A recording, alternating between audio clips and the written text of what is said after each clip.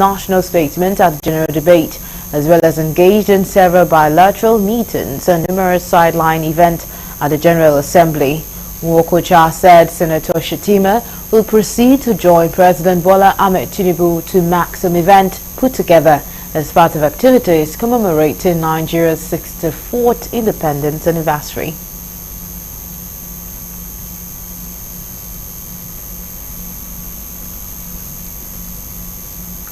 The Minister of Power, Adebayo Adelabu, has said certain revolutionary measures were taken to ensure that Nigerians enjoy more stable and regular electricity supply. He said all these were achieved with the support of President Bola Ahmed Tinubu as part of his renewed hope agenda to galvanize the economy.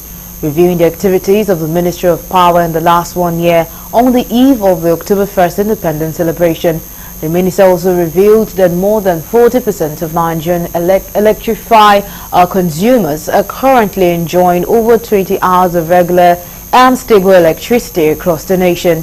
He said this was due to the radical and bold steps that were taken, adding that the feat could be attributed to many of the revolutionary measures being undertaken by the Power Minister with the support of President Bola Ahmed Tinubu.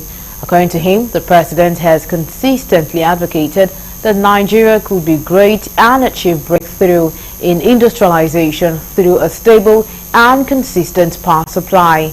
He said one of the major and significant achievements of this ministry within the last 1 year remains the generation of over 5,500 megawatts of power, just as it disclosed that the ministry is working to improve on this record.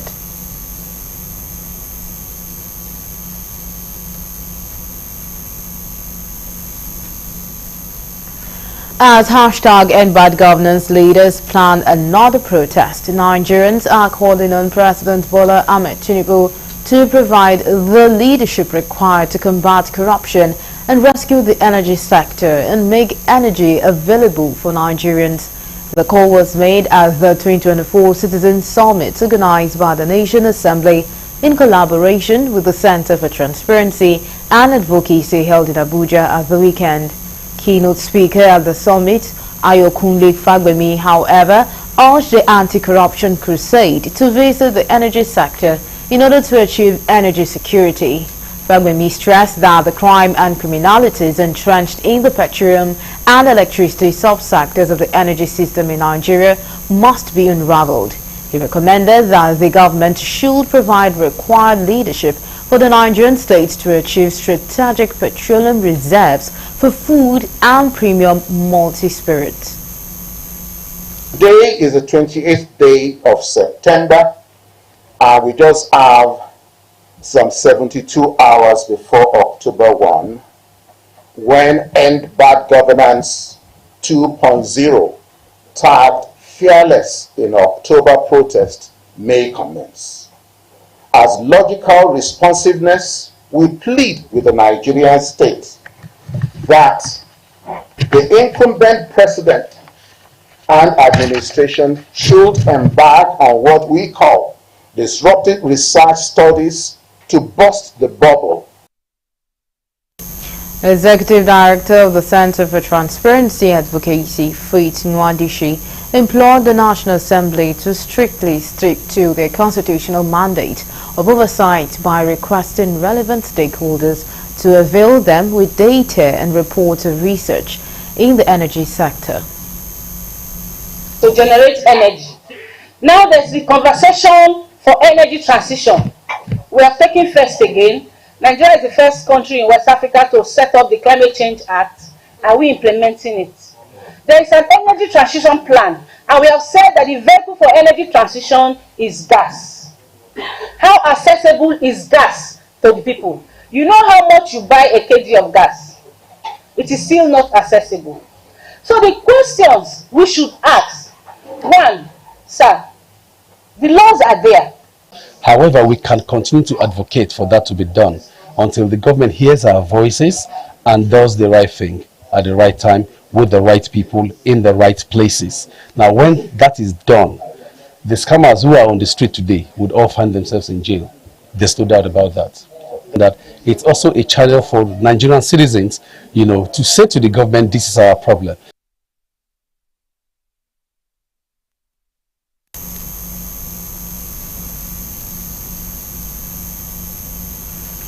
The Nigerian National Petroleum Company Limited has revealed that over 8,000 illegal refineries and 5,800 illegal pipelines have been destroyed within the last 6 months.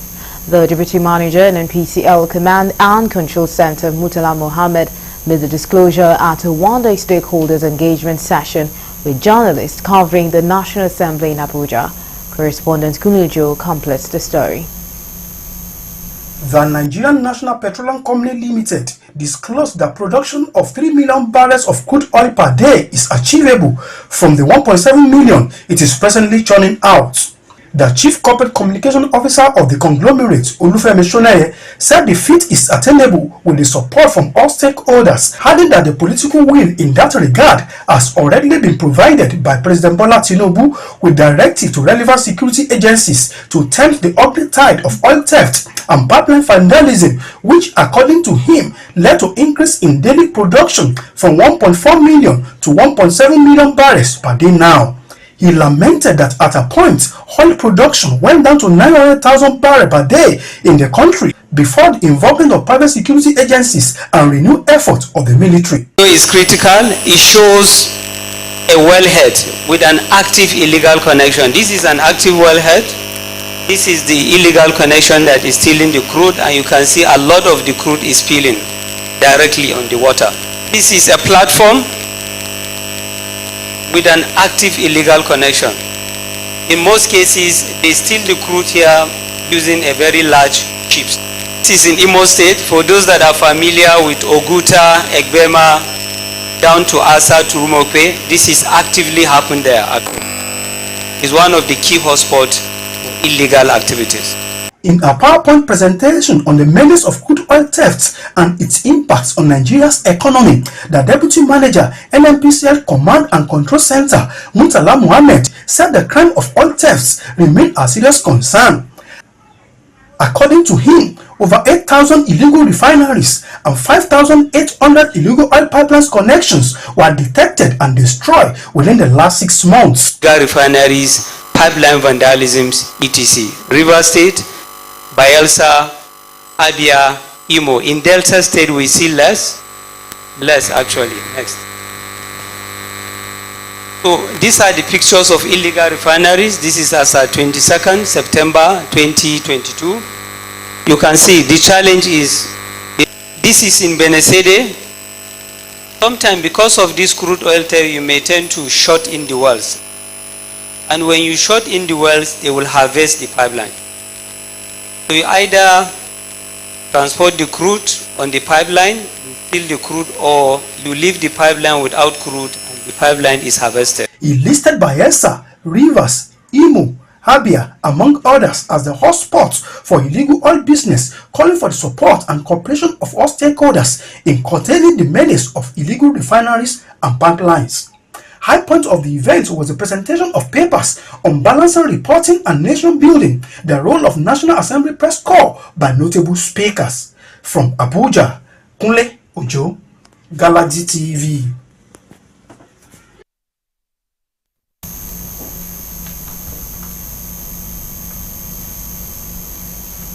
Nigeria's healthcare sector is poised for a significant turnaround as the federal government has reaffirmed its commitment to improving the welfare of all health workers, not just doctors. This is reiterated by Dr. Isiaq Kunle Salako, Minister of State for Environment at the National Association of Resident Doctors NARD Annual General Meeting and Scientific Conference in Abeokuta. According to Salako, President Tinubu is dedicated to revitalizing the healthcare sector, ensuring quality universal health coverage for all Nigerians. Speaking of the current economic hardship, the minister stressed that the president is doing his best to turn around the fortune of Nigeria. While speaking on the theme, building a resilient health workforce, embracing climate-centric innovations, the minister noted that the Nigerian government has started incorporating climate change considerations into various health policies and plans. What I can say is that government will continue to ensure that as much as possible we try our best to meet doctors, especially resident doctors, midway. They will give some concessions. Government will definitely have to do something to ensure that we uplift their welfare. Like I said in the lecture during my introductory remarks, Mr. President Bola Ahmed Tinubu is particularly very medical-centric.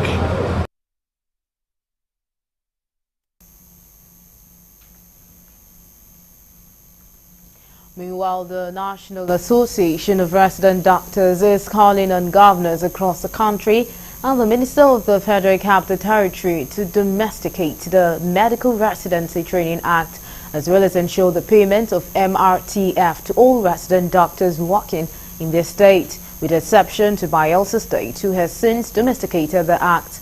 The NARD leadership applauded the governor during with a charge to other governors to emulate him. Speaking at a press conference to bring the week-long NARD Annual General Meeting to a close, the national president, Dr. Temitope Osundari, while reading the communique in Abeokuta, Ogun State capital, said it was important for the MRT Act since the light of day, as many doctors have embarked on this training on self-sponsorship. The AGM urges all state governors and FCT ministers to domesticate the Medical Residency Training Act and ensure payment of MRTF, the Medical Residency Training Fund, to all resident doctors working in their states. The Medical Residency Training Act is more or less like a policy, a guiding principle for residency within the hospital, so that we can have trained doctors and not quacks in several professions or several disciplines within the medical practice or specialty within the medical practice. Speaking further, the national president urged the federal government to prioritize doctors' welfare. He also called for continuous engagement with the Ministry of Health to ensure prompt waivers for tertiary institutions to mitigate the ongoing brain drain. Increased this Japa syndrome or the brain drain that we are witnessing in Nigeria is because of the shortage of manpower, because there is a burnout and most doctors want to ease their stress, and that is why some of them are looking for greener pasture or looking for where there is a better welfare for them. You're still on to Galaxy Primetime News, and coming up next.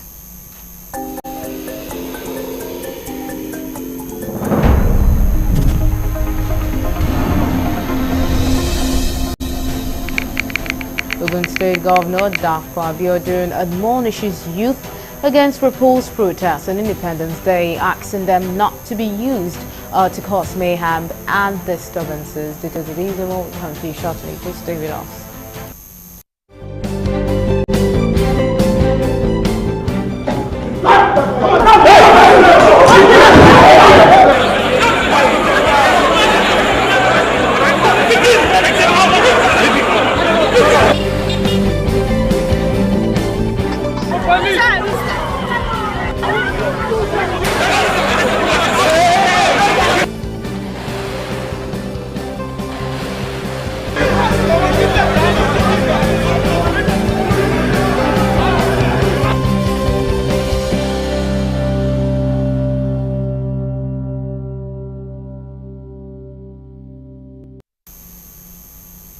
We're glad to have you back. Now, for more updates and latest news, please visit our website www.galaxytvonline.com. Connect with us on our X handle at Galaxy TV. Subscribe to our YouTube channel, youtube.com/GalaxyTV News. You can follow and interact with us on our Facebook page, facebook.com/Galaxy TV. Remember to follow and tag us on our Instagram page at Galaxy TV. You can also avail our eyewitness feature via WhatsApp. If you have breaking news around you, simply share your story by sending short clips or videos of the news on 018-666-669 Our social media platforms are user-friendly and can always accommodate your live updates and comment, as you can easily scan our IG QR code.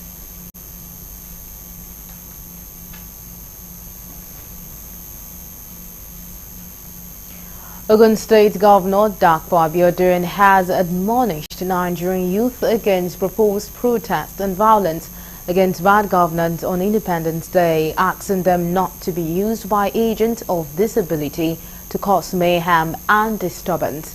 He made the call in Abeokuta, the state capital, shortly after the interdenominational special church service marking the 64th independence celebration held at the Cathedral of St. Peter's Eke in the state capital.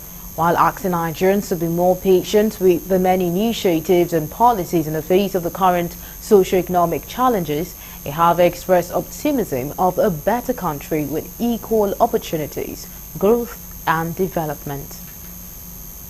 Yes, we are very well aware of the current economic climate. And we also acknowledge the fact that as a responsible government, our primary role and objective is security, well-being and welfare of our citizens. To that extent, we have ensured that we put in measures to cushion the effect of this current economic climate.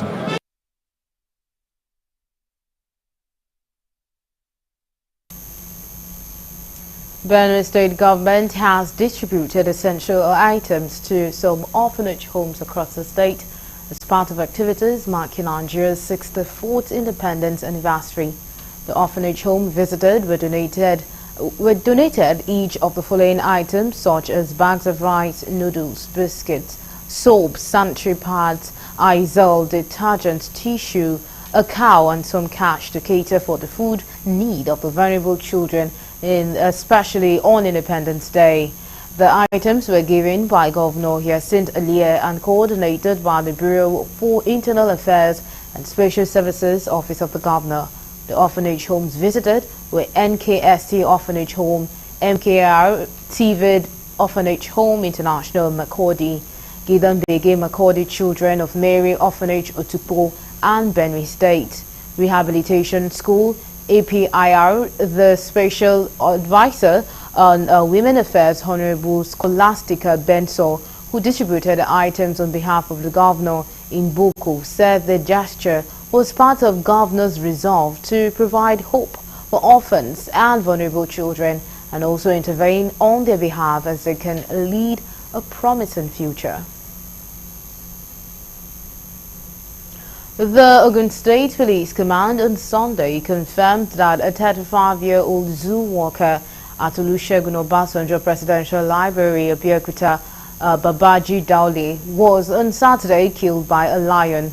The spokesman for the State Police Command disclosed this in a statement sent to journalists on Sunday. Galaxy TV gathered that the lion handler was said to have forgotten to secure the locks and barricade the lion's enclosure before approaching the cage to feed the animal. This reportedly allowed the lion to escape and attack the handler, resulting in injuries to his neck and eventually death. The PRO noted that the victim's body was said to have been removed and taken to the mortuary at Ijaye General Hospital, while the wild lion was shot to release its grip on the handler. Confirming the incident, the police spokesperson said a deadly incident involving a wild animal attack has been reported by the Area Commander Metro on September 28, 2024 at about 7:40 hours by the Chief Security Officer of Olusegun Obasanjo Presidential Library, who confirmed the Divisional Police Officer that a 35-year-old man named Babajide Daule from Bauchi State, who is a trained handler of a male lion at the Zoological Garden in OOPL Abeokuta, tragically lost his life. Also speaking on the incident in a statement on Sunday, the park's management said the incident occurred when some guests arrived after the park's closing time. At their behest, the zookeeper agreed to demonstrate the feeding routine of the lion in its inner closure. The Center for Truth and Justice has dismissed report of court cases against the Minister of State for Defense, Bello Matawalle, labeling them as fabrications intended to undermine his effort against banditry. At a press conference, the spokesman of the center, Barrister Napoleon Otache, accused Zamfara state government of orchestrating a smear campaign to discredit Matawalle's achievement in combating banditry. Otache emphasized that the thorough examination of court records revealed no evidence of such cases. Otache highlighted Matawalle's successes, including the elimination of notorious bandit leader Kachala in collaboration with the Nigerian military. He accused Governor Lawal of funding and supporting banditry for political gain, using the insecurity to position himself as a savior ahead of the 2027 elections. It also urged Governor Lawal to stop supporting terrorism and banditry, but should confront them squarely, just as he called on the media to report accurately. We continue to stand for what is right. We will not stand idle and watch a nobleman get crucified unjustly. We will continue to support Minister Bello Matawalle in his efforts to rid Zamfara of banditry and restore peace to the region. We also acknowledge his tireless efforts in curbing insecurity in other parts of the country. We will also continue to expose the lies, deceits, and political machinations of those who seek to destabilize Zamfara State for their selfish gains.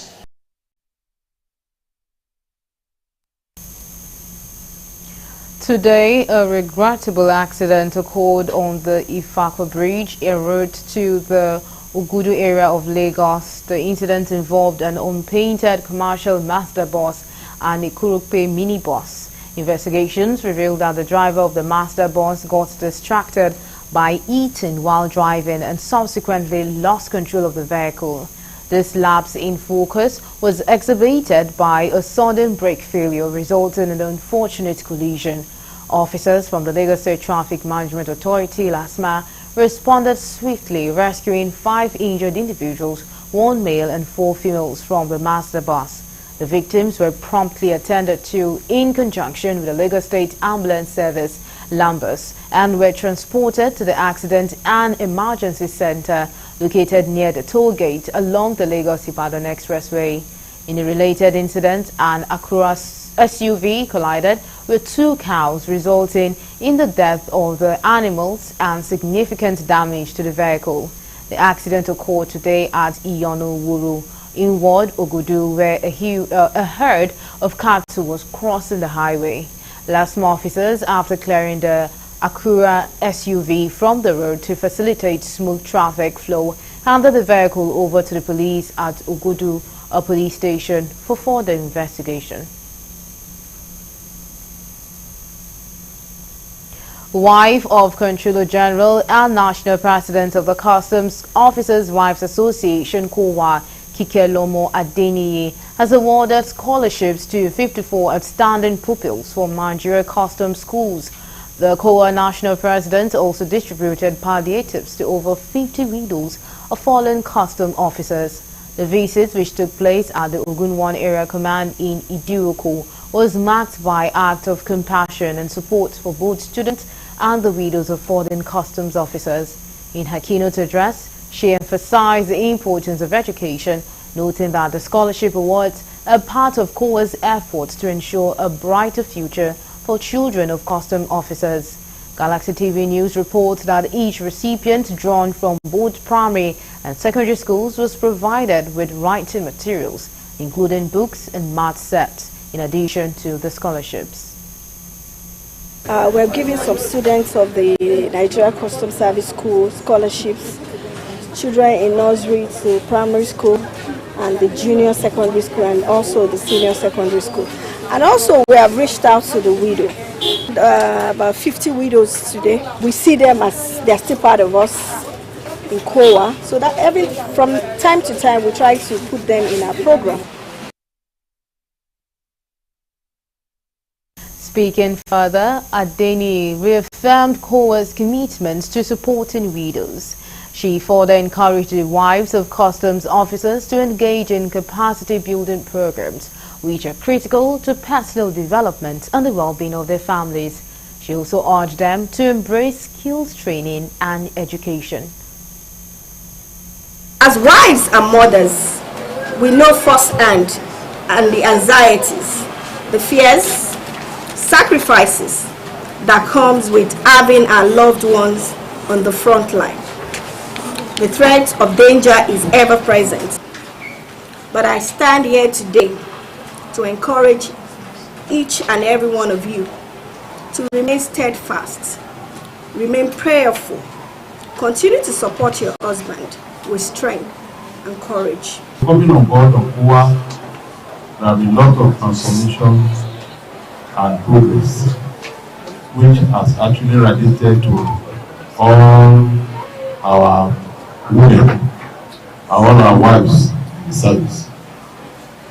And I can assure you that one is ever able to support you and to take you to the highest place it belongs.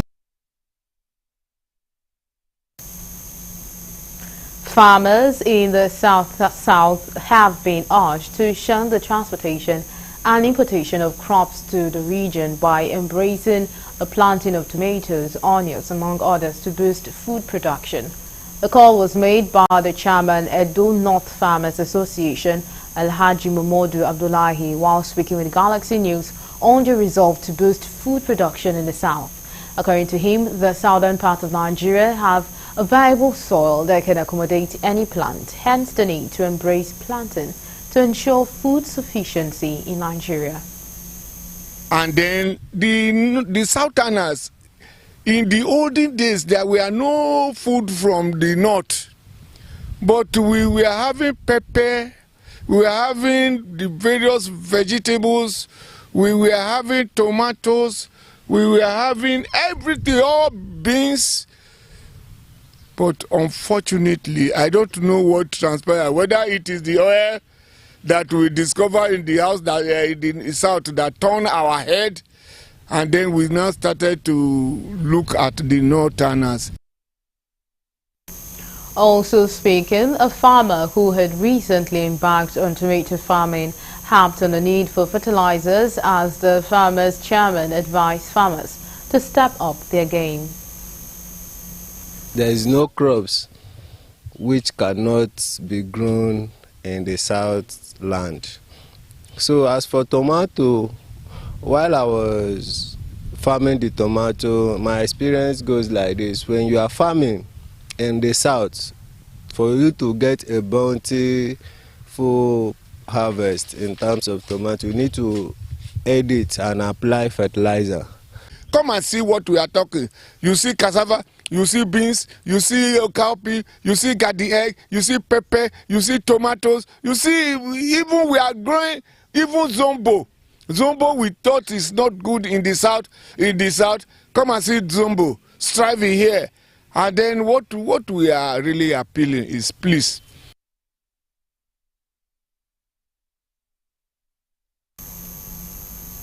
Practitioners of content creators of Nigeria have called on the federal government to bridge the gap between government and the citizens.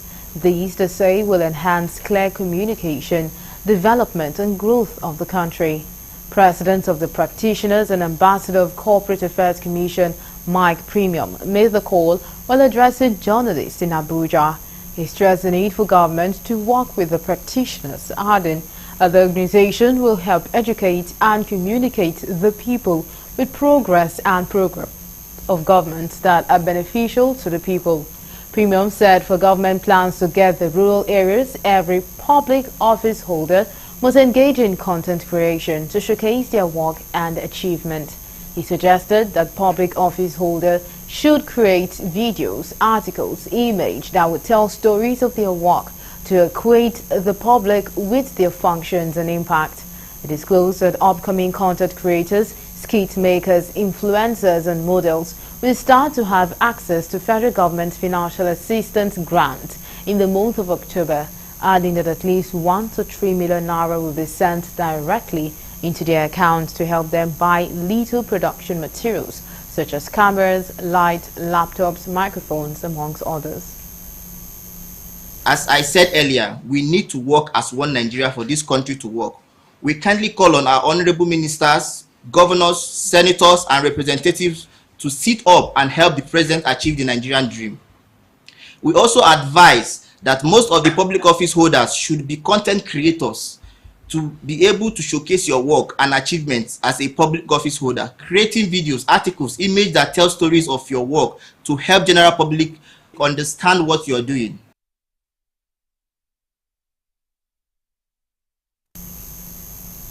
And now we'll move over to tracking the week.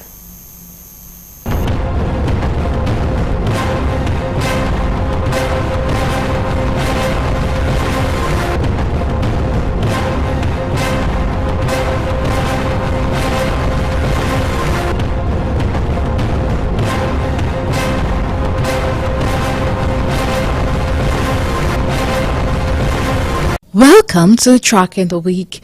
On Monday, following the recent flood incidents that occurred across the country, the Federal Executive Council deliberated and agreed on the immediate establishment of Disaster Relief Fund in order to build enough resilience response in any such disaster associated with climate change.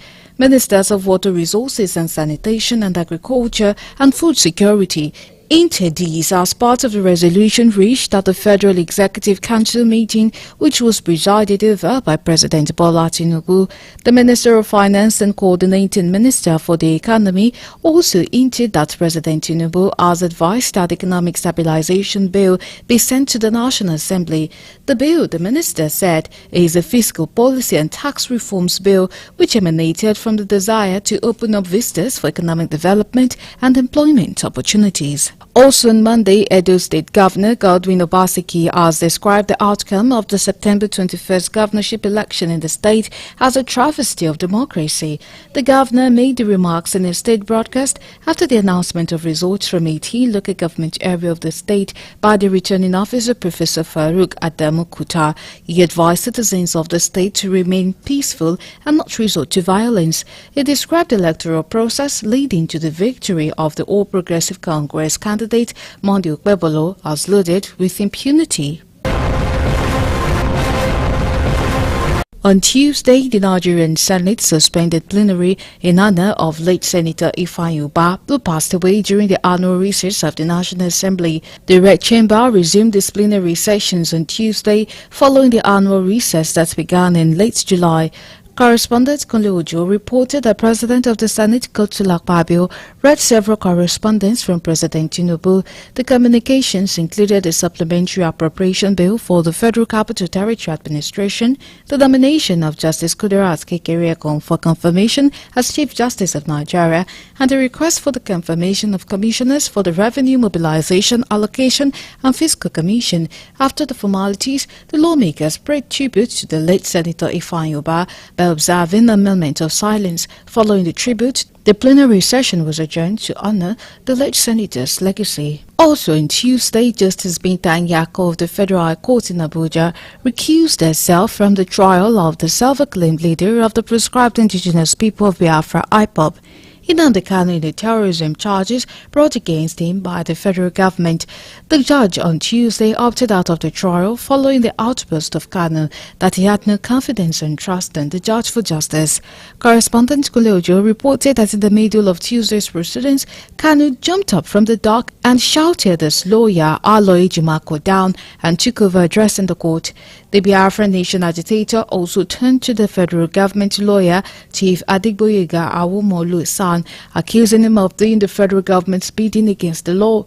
The federal government lawyer, however, vehemently objected to Kanu's demand that the judge should recuse herself.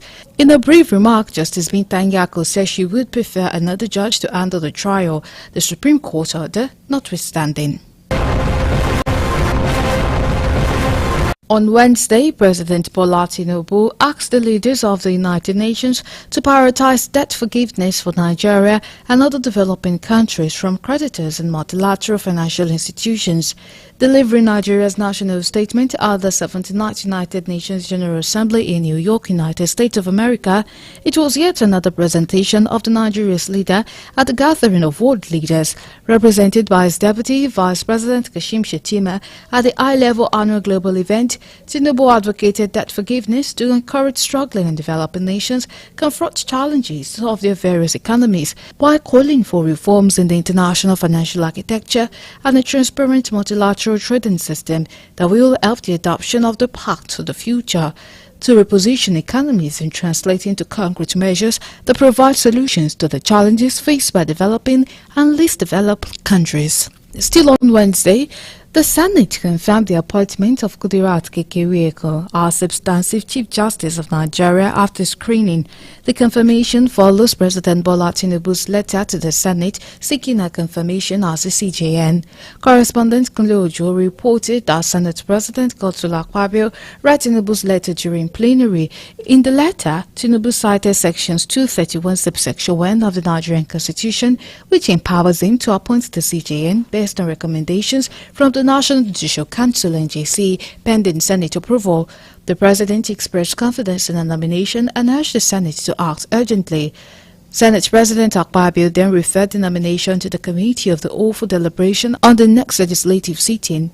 The National Judicial Council in August recommended Justice Kekerieko to President Tinubu as successor to the former CJN, Justice Olukayode Ariwola. On Thursday, the House of Representatives urged the federal government to direct NNPCL and Dangote Refinery to allow independent marketers to lift premium motor spirits from the Dangote Refinery. This resolution followed the motion of urgent public importance by Honorable Oboku Foruje, who highlighted concerns over NNPCL and major marketers being the exclusive off-takers, which could lead to monopoly and lack of competition. The House called on Dangote Refinery to establish a partner with tank farms across the country to improve accessibility to petroleum products. Additionally, the House requested NNPCL to disclose the price it sells crude oil to Dangote Refinery and for Dangote Refinery to review the price it sells PMS to NNPCL, ensuring transparency and accountability. The Joint Committees on Petroleum Resources, Midstream and Downstream were tasked with ensuring compliance. The House of Representatives also resolved to investigate allegations against the SEC and Nigeria Correctional Service regarding the prosecution and imprisonment of cross-dresser Bob Brisky. Still on Thursday, the Independent National Electoral Commission (INEC) issued certificates of return to Edo State Governor-elect Monday Okpebholo and his deputy Dennis Idausa. The certificates were issued to them by INEC's National Commissioner in charge of Edo State, Rhoda Gomes, on Thursday, 5 days after Okpebholo and his deputy were declared winner of the poll. The issuance of certificate of return officially confirmed Okpebholo and Idausa as the governor and deputy governor of Edo. Okpebholo will succeed Governor Godwin Obaseki, who will leave Osabide House on November 11 after completing 2 terms in office. Okpebholo, the governorship candidate of All Progressive Congress, was declared winner of the tightly contested at the governorship election last Sunday. On Friday, determined to enhance service delivery in the civil service, the federal government commenced weekly performance appraisal for workers in the Ministry of Work. This followed the directive of the head of Civil Service of the Federation, Esther Didiwo-Sinjak, mandating all federal ministries, departments and agencies to consistently track the performance of civil servants. At the launch of the Performance Management System (PMS) Day in Abuja, the Permanent Secretary, Federal Ministry of Works, Yakubu Adam, assured that the ministry will be among the first to provide feedback and quantify the performance of its workforce. He noted that PMS is firmly established in the service and the ministry will not be left behind in its implementation, adding that the initiative will reinvigorate civil servants who are successfully spearheading the renewed agenda of President Bola Tinubu to the next level of development. Lastly, on Friday, a federal high court sitting in Abuja granted bail to Isaac Bristol, identified by the police as the whistleblower behind PDM Nigeria account Next. Justice Emeka Nwite granted Bristol 5 million naira bail with one shooting like sum. It was reported that Justice Nwite gave the ruling in response to a motion and notice submitted by Deji Adeyanju, who led Bristol's team of lawyers. The motion and notice is a formal request to the court to take a specific action or make a particular decision. In this case, Adeyanju's team filed the motion and Justice Nwite delivered the ruling, which is a judicial decision made by a judge after considering the arguments and evidences presented. Nwite also ruled that the defendant must deposit his passport with the court. And that's it on Track in the Week.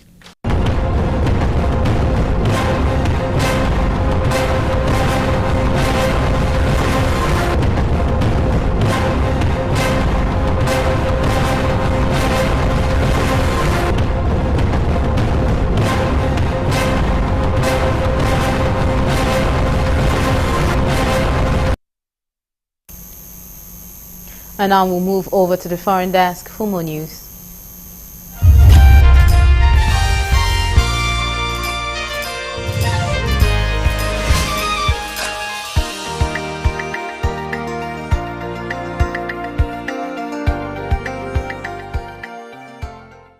This is news from the international scene.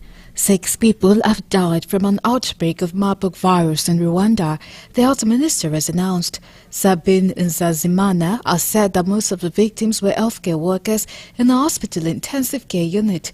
20 cases have been identified since the outbreak was confirmed on Friday. Marburg, with a fatality rate of up to 88%, is from the same virus family as Ebola. It spreads to human from fruit bat and then contacted through bodily fluids of infected persons. Symptoms include fever, muscle pain, diarrhea, vomiting, and in some cases, death through extreme blood loss.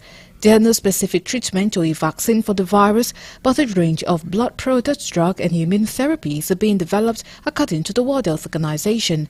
Rwanda says it is intensifying contact tracing, surveillance and testing to help contain the spread. The health minister said officials were tracking about 300 people who had come into contact with individuals affected by the Marburg virus. He urged people to avoid physical contact to help curb the spread.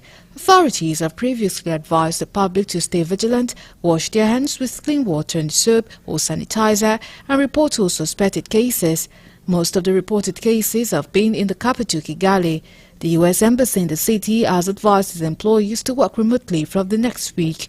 This is the first time Marburg has been confirmed in Rwanda. Neighboring Tanzania reported an outbreak in 2023, while 3 people died in Uganda in 2017.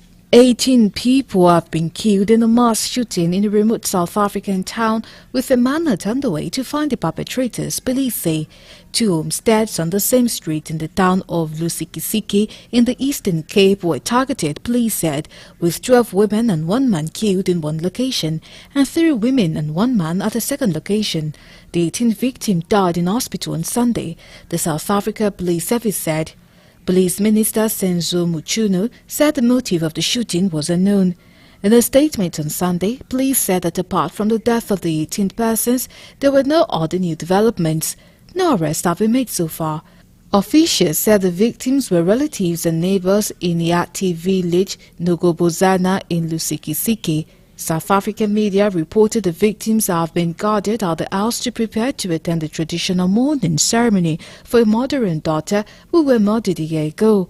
They had been packing goods and presents, including furniture, for the event when the attack occurred on Friday night, according to media reports. In a statement on Saturday, the police minister said there had been a total of 19 people sleeping in 2 homes in the same yard at one of the shooting locations. An 8-year-old boy has died after being shot in the head and face at a farm. A man aged in the 60s was arrested on suspicion of assault at the scene in Walkup, Cumbria. He remains in custody and was later held on suspicion of gross negligence manslaughter, police said. Cumbria police said that they were called to reports of the boy being injured by firearm on Saturday at about 2:50 p.m. The child was taken to hospital by air ambulance, but he died overnight. A Cumbria police spokesman said the firearm was secured at the scene. They are investigating the circumstances of the boy's death.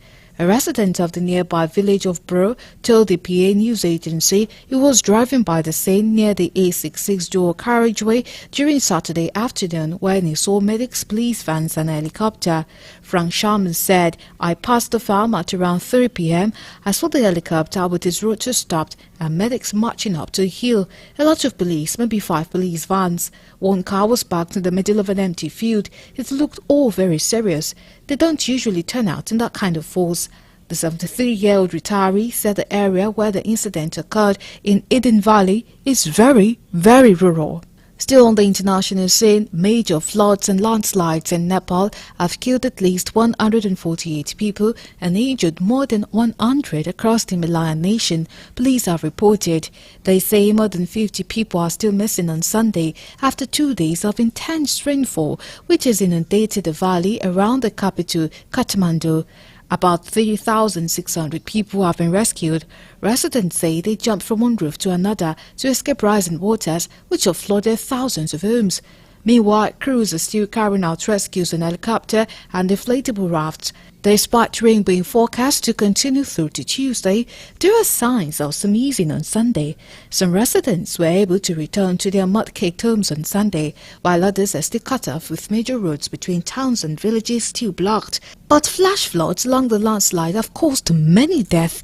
At least 35 bodies have been recovered from vehicles buried on the landslide in Prithvi highways near Kathmandu, police officials said.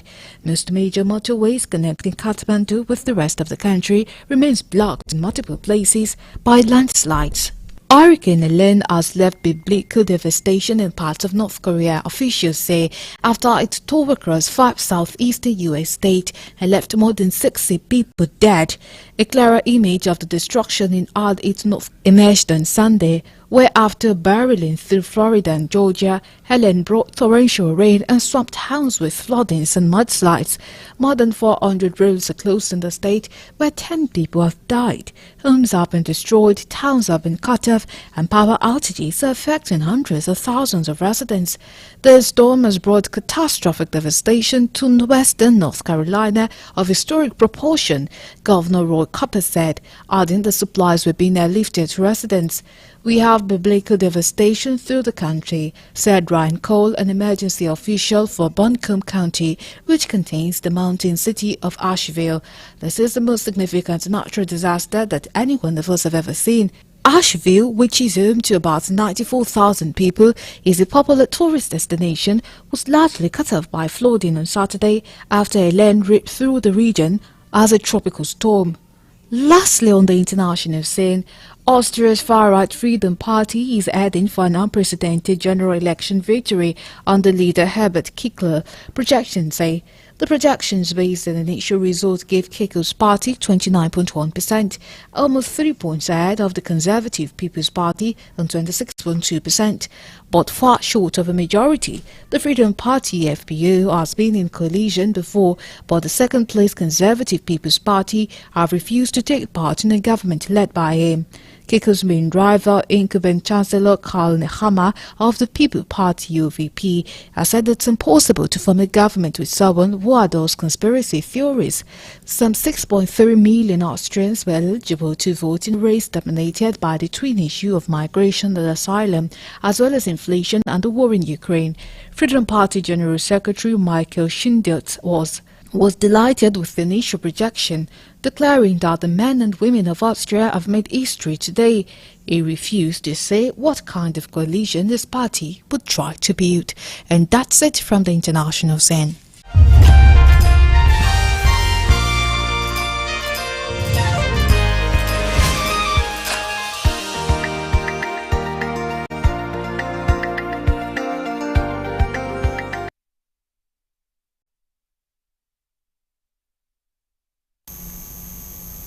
And that's all we have on Galaxy Primetime News. Thank you so much for being a part of the news. My name is Denwar Gimazaka.